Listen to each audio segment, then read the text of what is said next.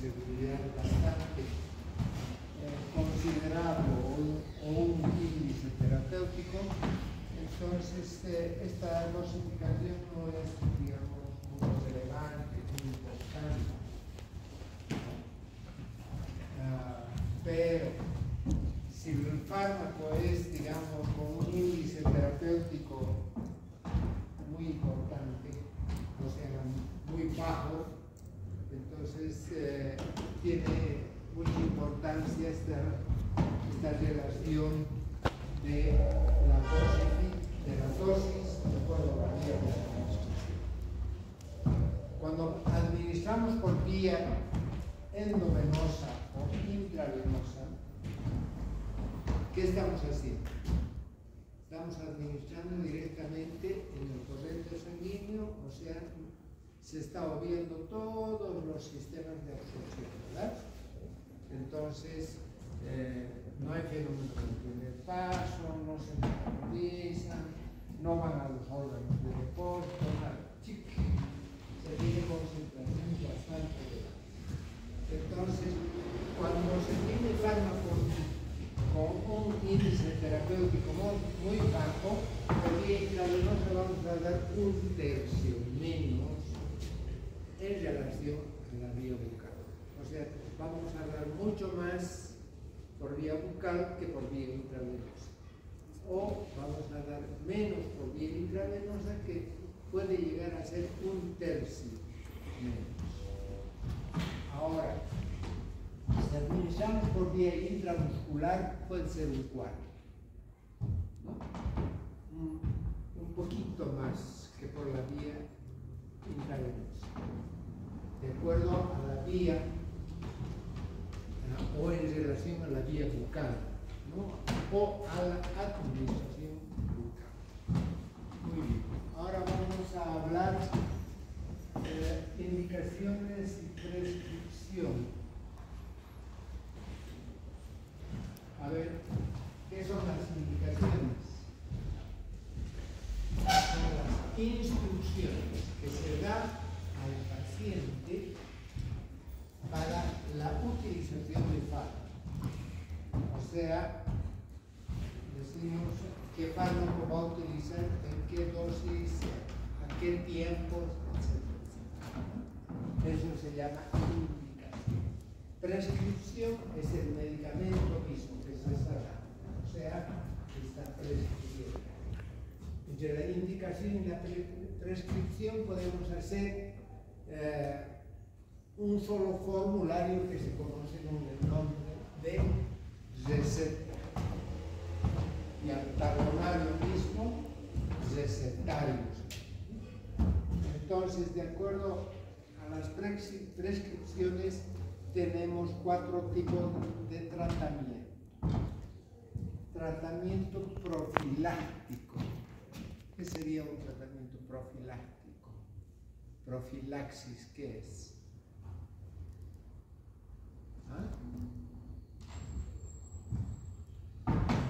Preventivo, profilaxis, para que no aparezca caries dental. ¿Qué se hace? Profilaxis, limpieza, ¿no? Puede ser diaria o puede ser, digamos, hecha por una asistente que haga limpieza dental, ¿verdad? Entonces, todo lo que previene es profilaxis.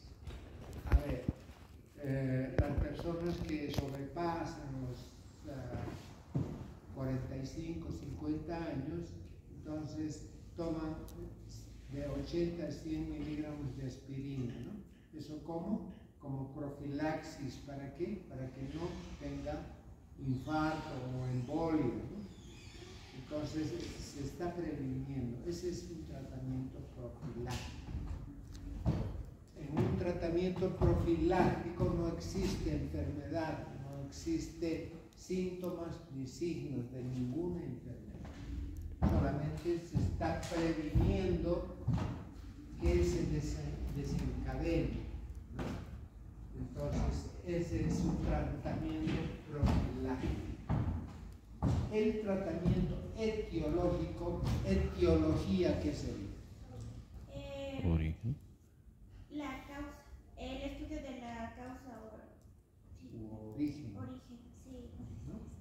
Entonces, cuando hacemos un tratamiento etiológico, estamos atacando el origen de la enfermedad. Estamos atacando la causa de la enfermedad. Por ejemplo, si tenemos una infección, ¿qué podemos dar? Antibiótico, ¿no? Entonces, ¿cuál es la causa de la infección? Son los microorganismos. Y el antibiótico ¿qué hace? Mata, destruye o simplemente inhibe su reproducción, ¿no? Entonces, ese es un tratamiento etiológico de una infección. Si tenemos, digamos,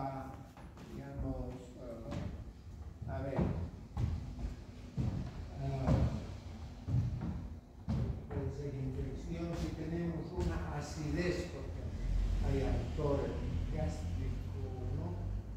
O hay una sensación bastante desagradable a nivel estomacal. ¿Qué damos?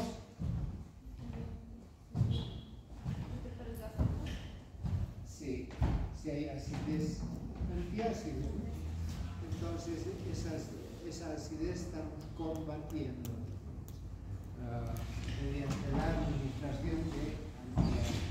Y así podemos indicar una serie de ejemplos de los cuales estamos tratando el origen de la enfermedad. El tratamiento supresivo.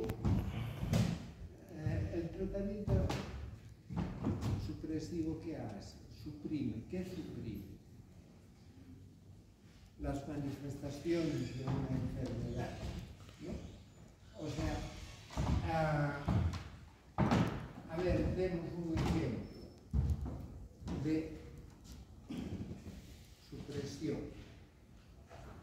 Si damos un antiinflamatorio, estamos dando un medicamento que va a ir contra la inflamación, y la inflamación es una manifestación de una enfermedad, ¿no? Si hay un golpe se inflama, ¿no? Entonces, ¿qué hacemos? Si hay artritis, se inflama las articulaciones, entonces damos un antiinflamatorio. Suprime la manifestación, pero no ataca el origen, ¿no? Entonces, entre el tratamiento supresivo y sintomático, sin un buen diagnóstico no se tiene que hacer. No se debe hacer, porque puede enmascarar el cuadro clínico, ¿no? Por ejemplo, si hay una úlcera, por ejemplo, entonces, y damos antiácidos, antiespasmódicos, etc., va a disminuir el síntoma de la enfermedad, pero la enfermedad va a seguir progresando, de tal manera que puede ser perjudicial. El tratamiento sintomático se realiza cuando se tiene un buen diagnóstico y como soporte a un tratamiento etiológico. Por ejemplo, si hemos hecho una cirugía, ¿no? Hemos extirpado o hemos hecho cualquier tipo de cirugía, entonces por el corte, por el trauma, va a haber dolor. Entonces va a haber inflamación. Entonces damos analgésicos y antiinflamatorios para suprimir primero la inflamación, que esta inflamación nos va a traer dolor. Entonces, ¿para qué hacerle sufrir al paciente? Se da analgésicos y antiinflamatorios, ¿verdad? Entonces, En eso consiste el tratamiento supresivo, que anda en íntima relación al tratamiento sintomático. ¿Qué es un síntoma? Un síntoma es algo subjetivo que se presenta en una enfermedad. Por ejemplo, un individuo puede sentir más dolor que otro, ¿no?, respecto a la misma dolencia, ¿no? Entonces, como les decía,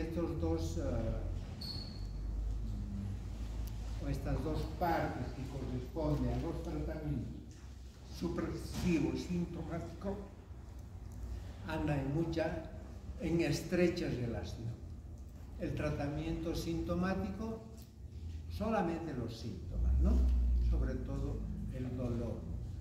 Y cuando damos, o cuando hay dolor, ¿qué damos? Un analgésico, ¿no?, para que calme el dolor. El supresivo y el sintomático, digamos, son tratamientos coadyuvantes, de soporte a otro tratamiento, ¿no? Entonces debemos dar siempre en esas circunstancias. Ahora, lógicamente que en la artritis no se está haciendo ningún tratamiento, pero la artritis tampoco se cura, ¿no? No tiene un tratamiento etiológico, porque la artritis es una enfermedad autoinmune, y como enfermedad autoinmune no podemos hacer un tratamiento ¿de qué tipo? Etiológico.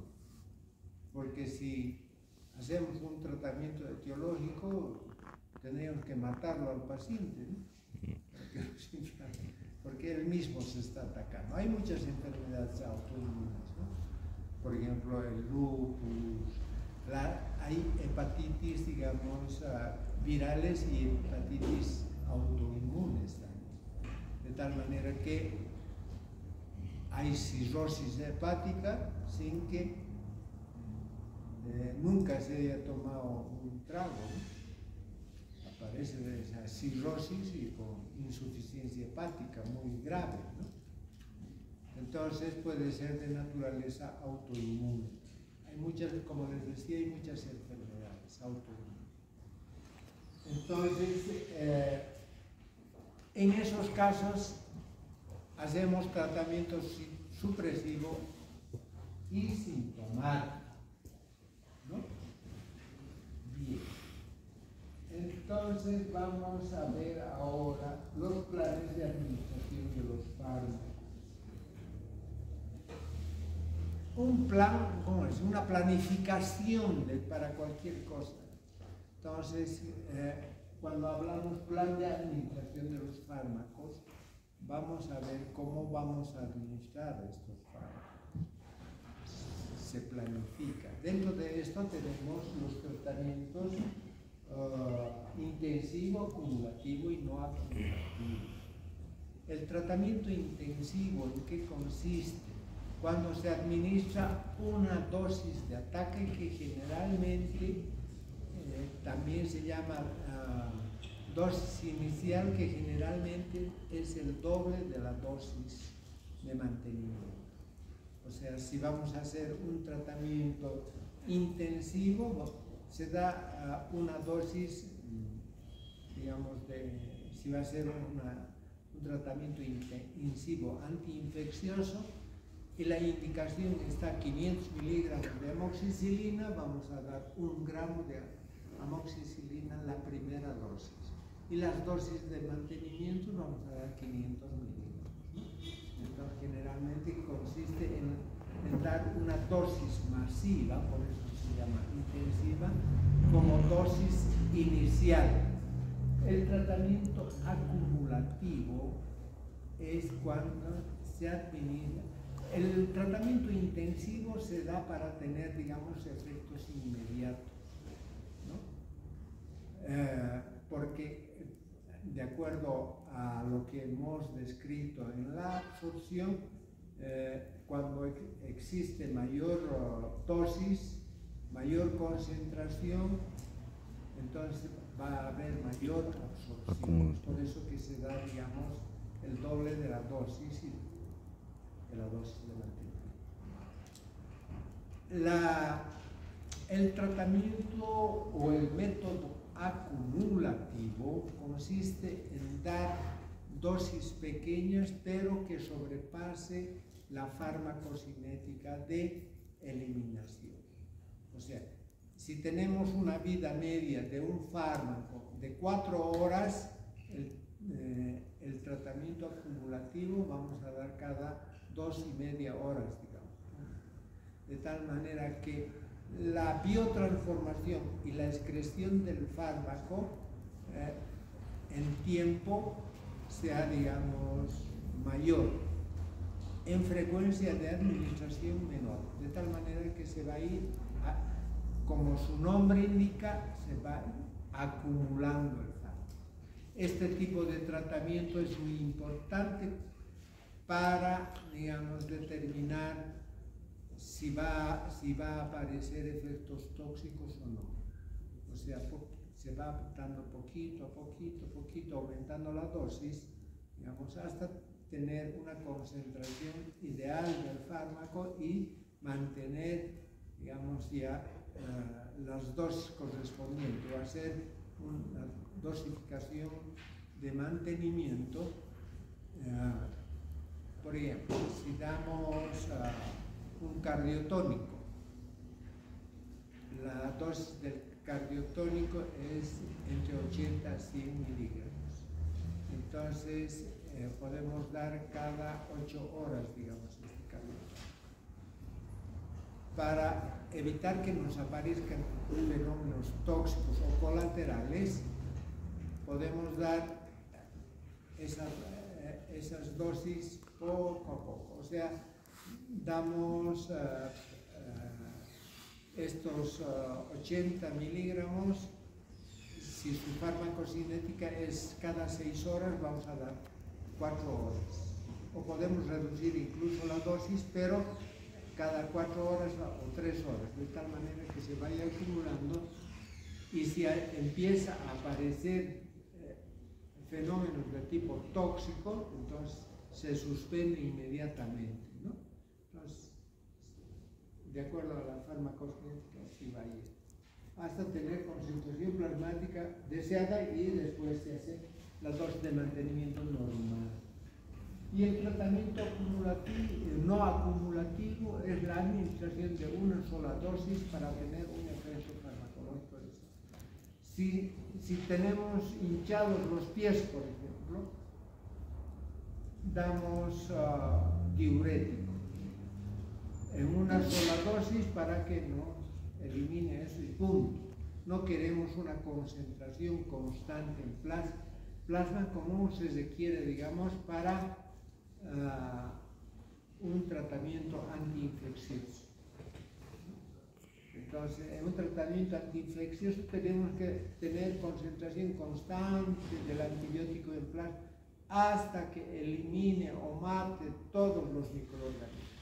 En este caso solamente se da una vez para tener un efecto determinado, como los diuréticos en los edemas, ¿no? Podemos dar un emético, algo que produzca vómito, una sola dosis.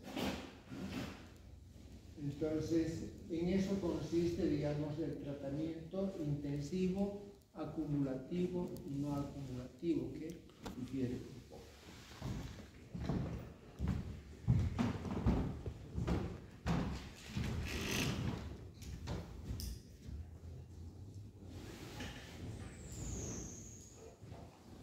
Formas y partes de la prescripción.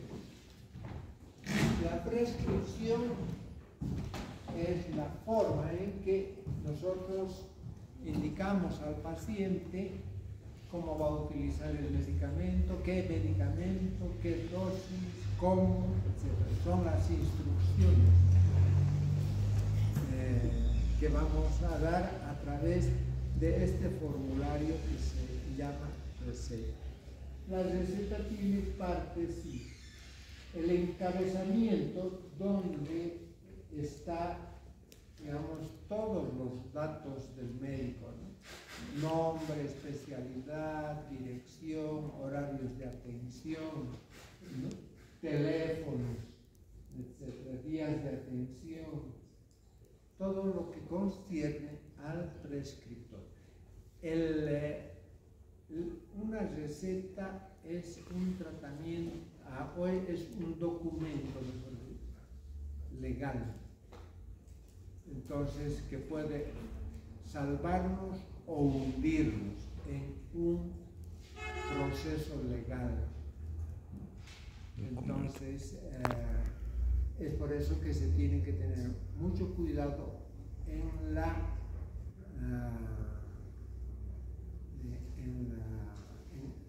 indicación, en la confección, diríamos, de las recetas.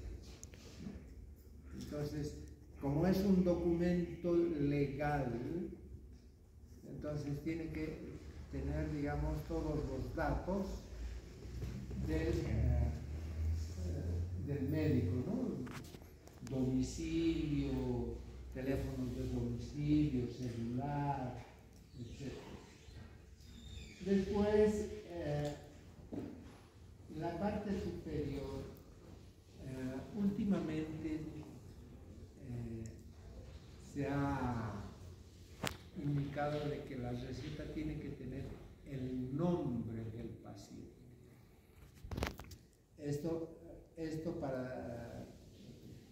para que no exista, digamos, si son medicamentos un poco peligrosos, entonces para comprar tiene que identificarse para esa persona, ¿no?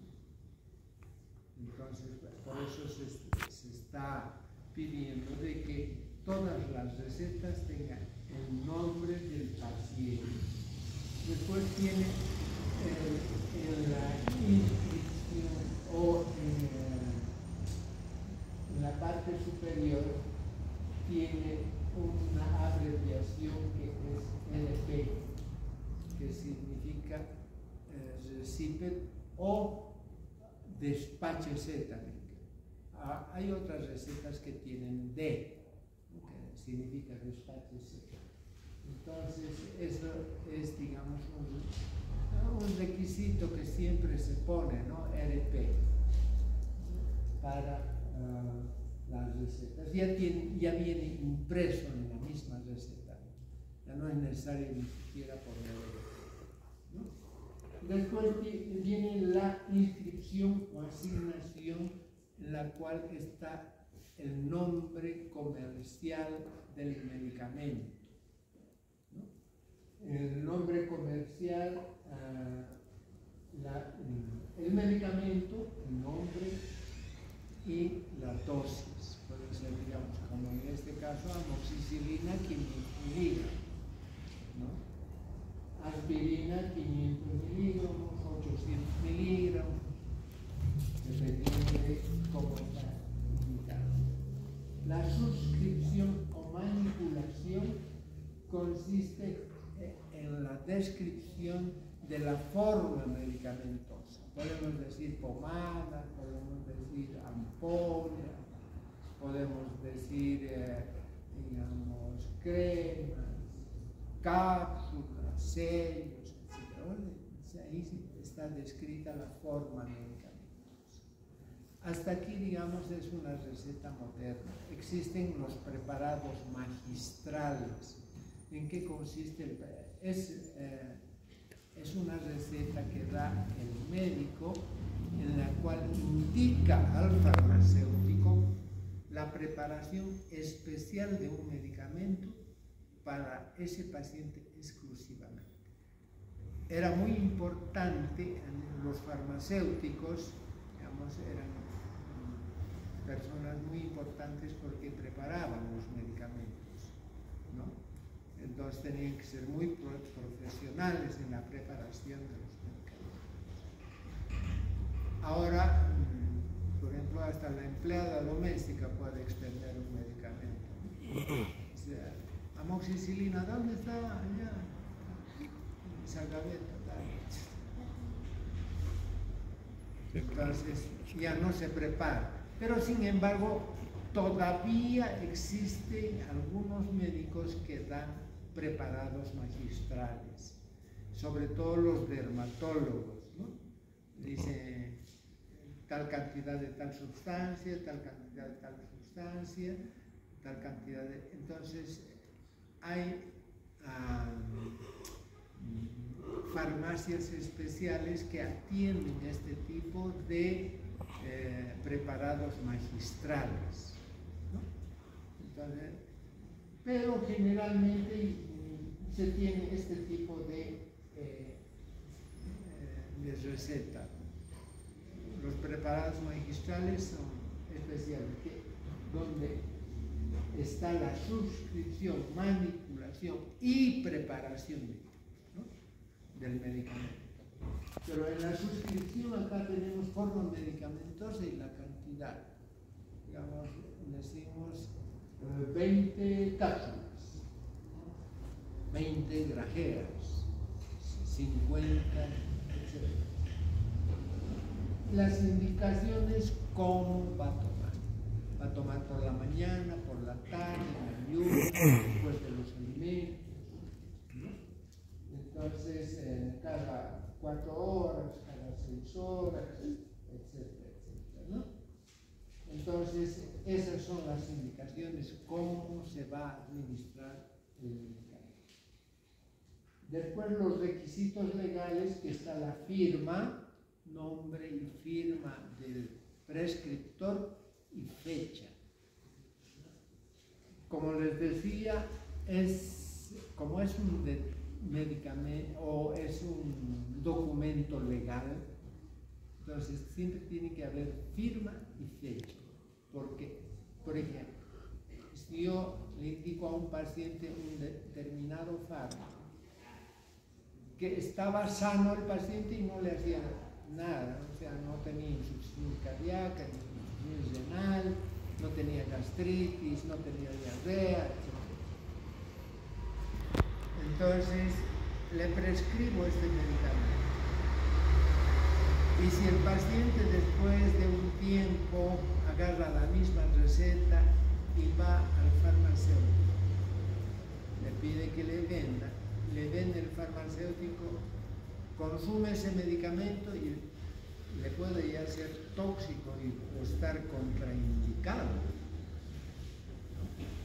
Entonces, la receta tiene, digamos, tiempo límite también, porque no se puede expender cuando sobrepasa la semana. Hasta una semana se puede. Si la receta dice, hoy qué día es, 5, ¿no? Si yo expendo con 5 de abril, esto podría valer hasta el 10, 15, máximo 11 o 12 de abril. Entonces, el farmacéutico, si agarra la receta el 20 de abril, ya no puede expender. Si hubiera algún problema, ya es responsabilidad del farmacéutico o del mismo paciente, ¿no? Entonces, es importante la firma y la fecha. Entonces, les decía que a través de una receta, un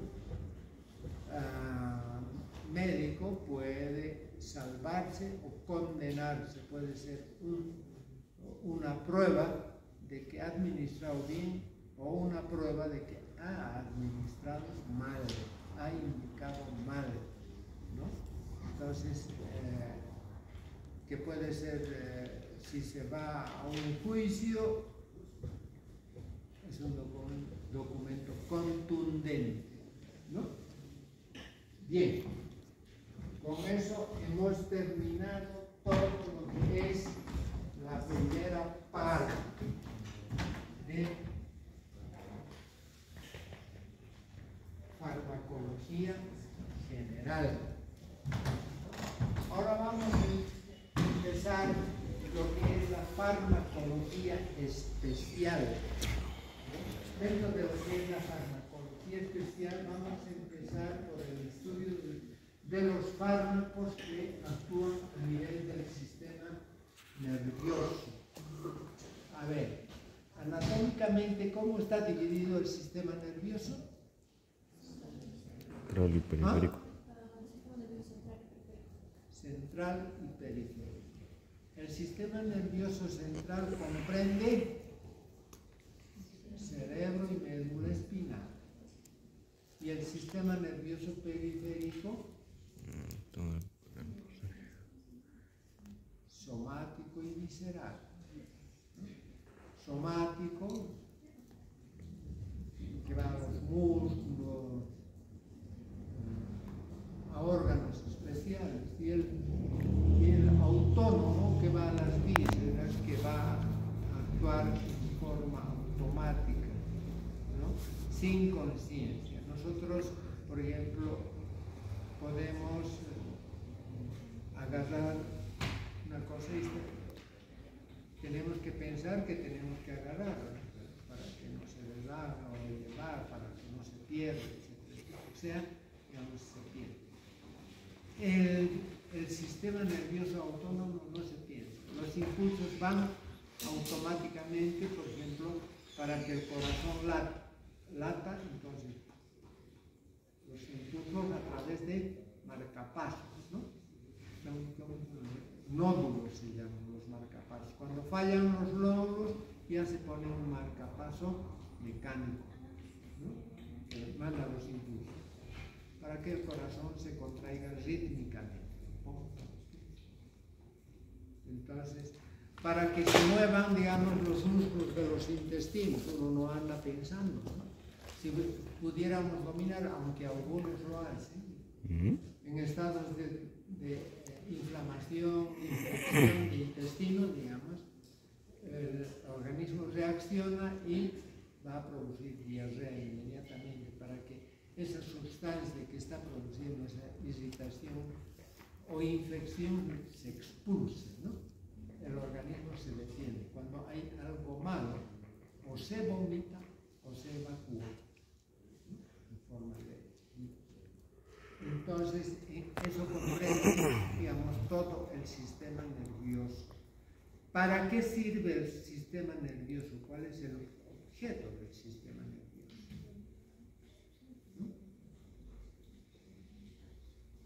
¿Para qué nos serviría? Para relacionarnos con el entorno. Es un mecanismo también de defensa, porque a través del sistema nervioso sentimos, oímos, olemos, vemos, etc. Entonces, nos damos cuenta del entorno y de acuerdo a este entorno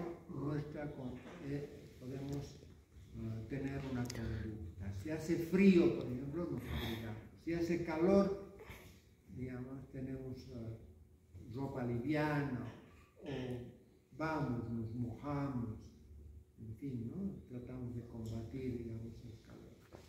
Entonces, si me estoy quemando, y entonces inmediatamente respiro.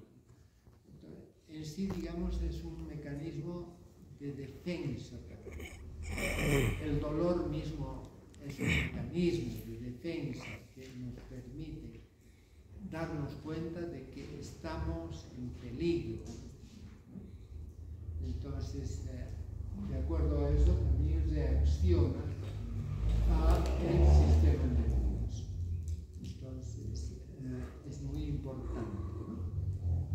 Porque sin el sistema nervioso no podríamos vivir. Las condiciones de vida son... Cuando existe lesión, digamos, muy importante del sistema nervioso, tanto central como periférico, por ejemplo, por una anoxia prolongada que vaya más allá de los 7 minutos, 6 minutos, ¿qué va a ocurrir?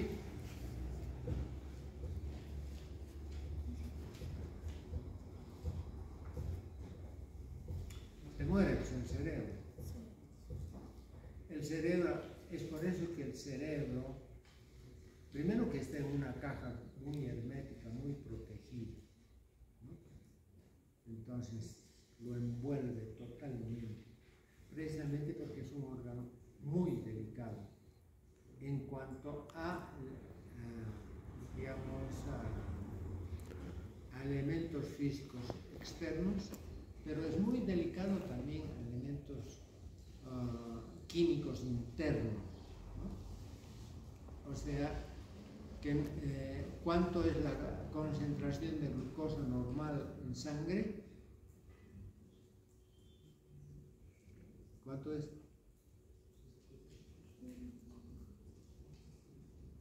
De 75 a 115 miligramos por mililitro. Entonces, cuando sobrepasa esa cantidad, como ocurre en la diabetes, el sistema nervioso se arruina totalmente. Lo primero que afecta es a la vista, ¿no? Ya ve borroso, ya no ve muy bien. Entonces, la concentración, y cuando no existe glucosa, digamos, cuando uno no come, entonces primero que la grasa que tenemos se vuelve glucosa. Si no se come siempre, se empieza a consumir los músculos. Es por eso que uno enflaquece y pierde masa muscular, se va, para mantener la concentración de glucosa constante, para mantener el cerebro, el corazón y los riñones. Son los órganos fundamentales para la vida, ¿no? Y tienen que tener esa concentración, ¿ya? Son órganos muy, muy delicados. Entonces, sobre todo el sistema nervioso. Ahora, ¿qué drogas o fármacos tenemos que actúan a nivel del sistema nervioso? Las drogas depresoras y estimulantes, ¿no? Principalmente depresoras, que son las más importantes. ¿Cuáles son estas drogas depresoras? ¿Qué necesitamos y para qué usamos?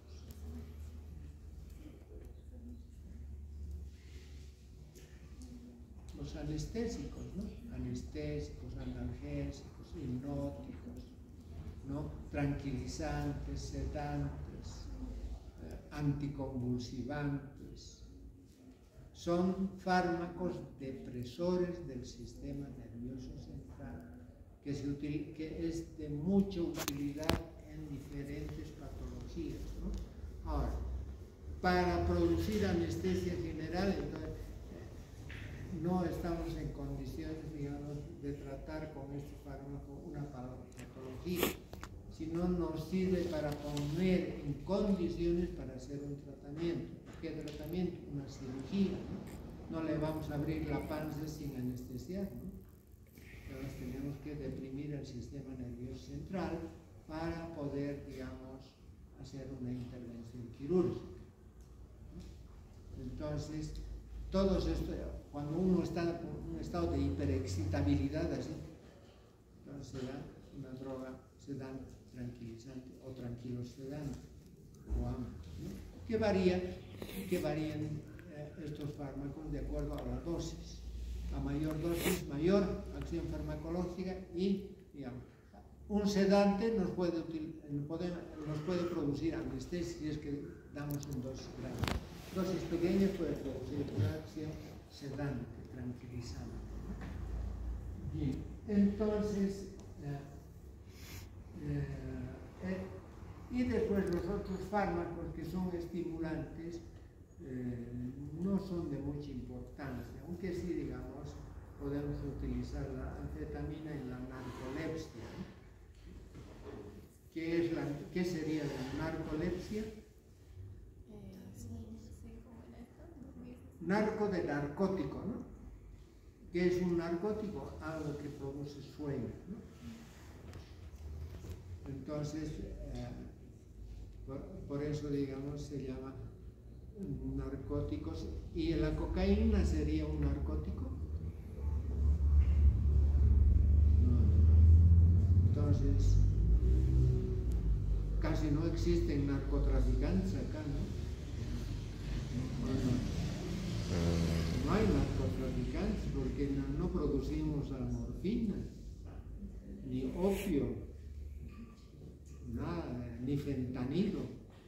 No, fentanilo es más droga. Entonces, los que trafican y consumen cocaína, ¿qué serían? Si no son, cuando decimos narcotraficante, quiere decir que se está comerciando un fármaco narcótico, que está traficando, ¿no? Que está vendiendo, que está negociando, ¿no? Ese es el tráfico. Entonces, ahí diríamos apropiadamente es un narcotraficante, ¿no? Y el que vende cocaína, ¿qué sería? La cocaína es un estupefaciente que va a producir estupefacción. ¿En qué consiste la estupefacción? Queda estúpido, ¿no? ¿En serio? Entonces, lógicamente que inicialmente la cocaína nos va a producir estimulación del sistema nervioso. Sí. Nos estimula, ¿no? Entonces, en todo aspecto, ¿no? Cuando hay narcolepsia podemos utilizar el dicho. ¿Quién es un narcoléptico? Hay narcoléptico, epiléptico.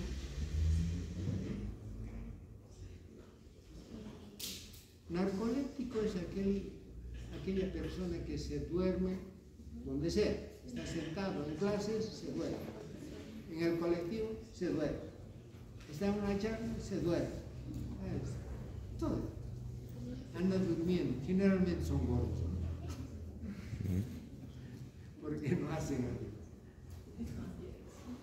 Entonces, en ese caso podemos dar fármacos estimulantes, tipo anfetamina, cocaína también se puede dar, ¿no?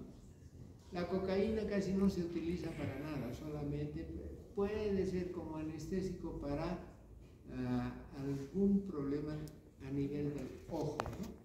Y que no produzca, digamos, una miosis, la cocaína produce midriasis.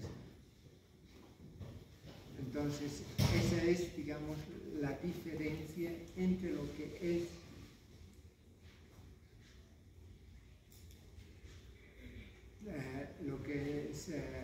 la farmacología del sistema nervioso central y la utilización de estimulantes narcóticos. Ahora, vamos a empezar con los fármacos que deprimen el sistema nervioso central. Esta depresión del sistema nervioso central puede ser en forma selectiva o no selectiva. ¿Cuándo sería un fármaco depresor selectivo? ¿Cuándo actúa en un órgano específico? Bueno, claro, el sistema nervioso es, digamos, el cerebro y la médula. Estamos hablando de depresores del sistema nervioso central o estimulantes.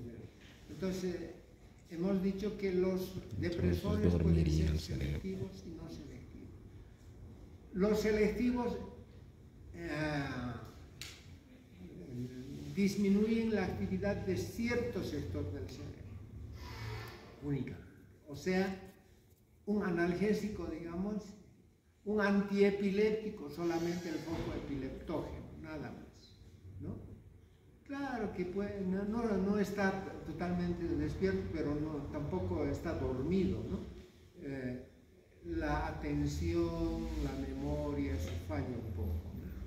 O sea, las personas epilépticas que vienen, digamos, o estudian, necesitan mayor esfuerzo, porque como reciben antiepilépticos, entonces los va a mantener siempre en estado casi letal, aunque no les va a producir sueño. Los analgésicos calman el dolor porque actúan a nivel del hipotálamo directamente por inhibición de las prostaglandinas, de los pirógenos endógenos, o exógenos, en fin, ¿no? Los analgésicos antipiréticos, cuando disminuye la temperatura, es por depresión del hipotálamo, ¿no? Se encuentra el centro termorregulador. Estamos hablando de depresores selectivos del sistema nervioso central. Y los no selectivos son aquellos que van a deprimir toda la estructura del sistema nervioso central, toda, ¿no? Pero cuando damos un depresor no selectivo, de acuerdo a la dosis, nos va a ir produciendo diferente, o va a tener diferentes manifestaciones de esa acción farmacológica. Así, por ejemplo, un anestésico, cuando estamos administrando, nos va a producir depresión de la corteza, de los centros subcorticales, del hipotálamo, del sistema reticular ascendente, ¿no? Hasta llegar al bulbo, donde se encuentran los centros vitales. ¿Cuáles son los centros vitales?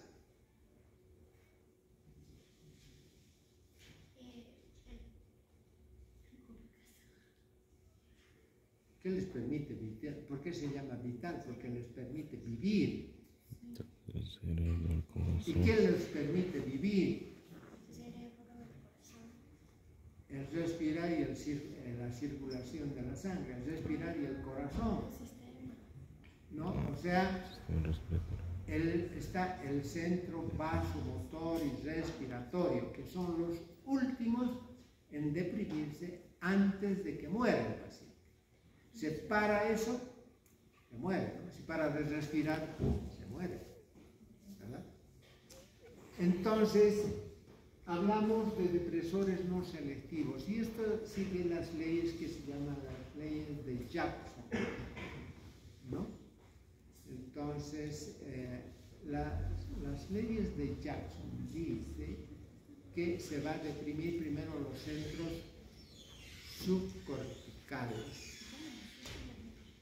Cuando uno toma sus tragos, que el alcohol es un depresor del sistema nervioso central, ¿qué es lo que ocurre? Ustedes deben saber bien, ¿o no han chupado nunca? ¿Ah? ¿Tú no has chupado nunca? Nunca.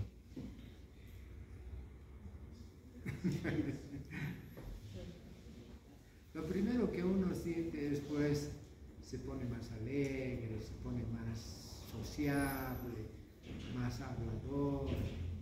Yo te estimo, yo te quiero, ¿no? Entonces, ¿por qué sucederá eso?